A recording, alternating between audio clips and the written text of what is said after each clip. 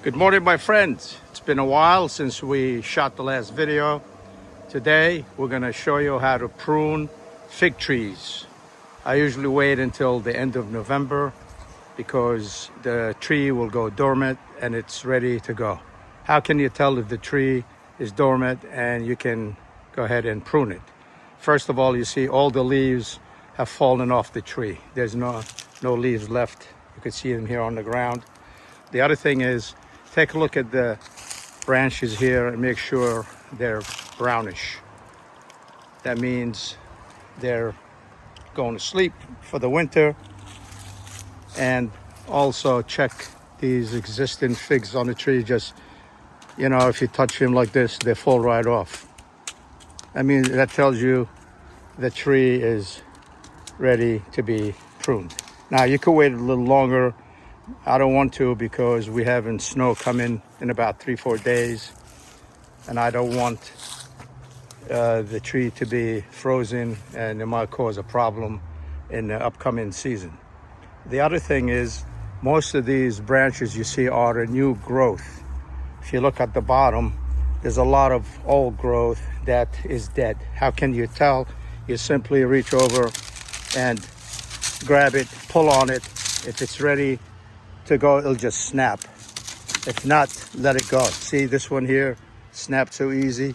That means this is not going to produce anything next year. This way we can thin it down a little bit. See this one here, it broke right off. That means it's dead. This one here, see, there's nothing there. This is all dead. So this can be removed to thin this thing out. Usually I like to cut it almost a third of the way up. So I'm going to take this here and probably bring it down somewhere over here. So let's get going. And then after it's finished, we're going to go ahead and we're going to cover it. When I prune this, I like to use these power shears.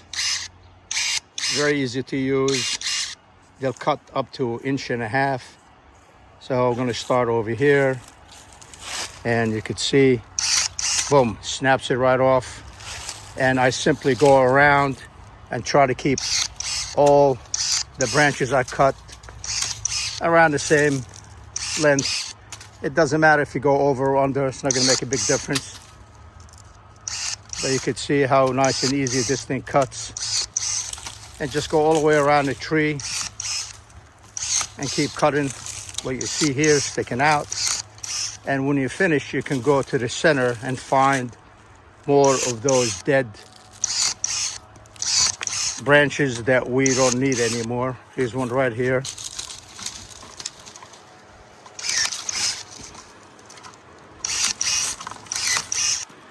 So I'm going to continue doing this.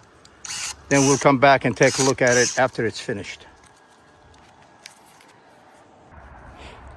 Here you can see how much we cut off this tree. It's a bush, actually, more of a bush than a tree, which is fine by me because I don't want it to go 20 feet up in the air. We'll never pick the figs off it. You could see I trimmed quite a bit. It's all the way around.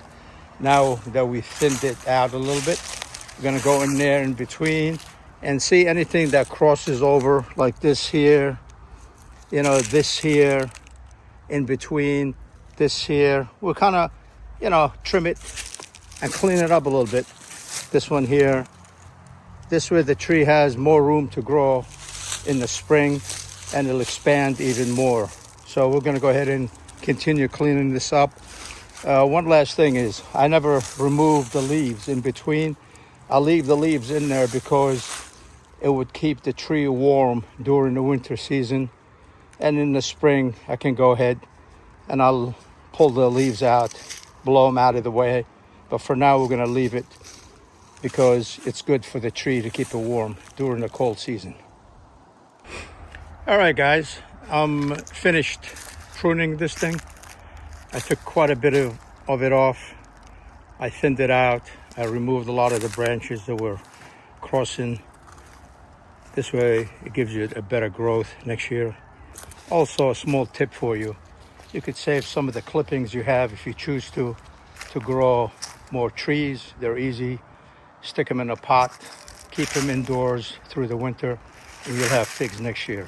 Now that we're finished with this, we're going to go ahead and cover it with this tarp and then tie it down to make sure it doesn't, during the cold winter, it doesn't freeze and die on you. All right, see you in a little while. Okay, now I'm finished. I covered it with a tarp. The tarp is much larger than what's needed, but that's good. This way it covers it all the way around. Also put some bricks, blocks, weights, anything you have available to hold it down, because when the weather gets windy and nasty, you don't want this thing to fly away and uncover it, especially during a storm or snowstorm or anything like that. That's it, folks. I hope you found this video helpful. Please drop me a note if you have any questions or ideas, and I appreciate it if you would subscribe to the channel to help us grow. Thank you so much, and have yourself a great and healthy holiday.